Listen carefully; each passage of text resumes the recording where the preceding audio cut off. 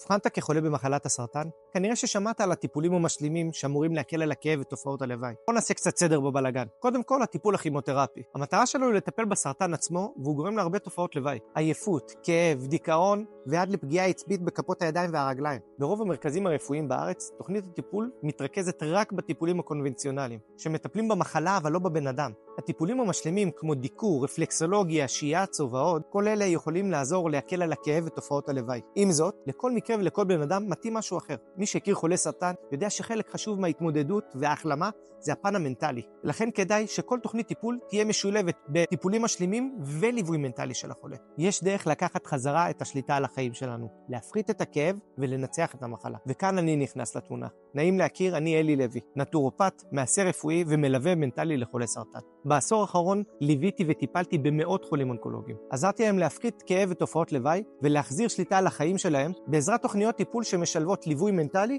וטיפולים משלימים. אני מזמין אותך לפנות אליי לשיחת הכוונה שבה אתן לך ייעוץ בנוגע לטיפולים והאפשרויות שיש בפניך בשביל לנצח את מחלת הסרטן ולקחת שליטה על החיים שלך. לשריון שיחה לחץ כאן.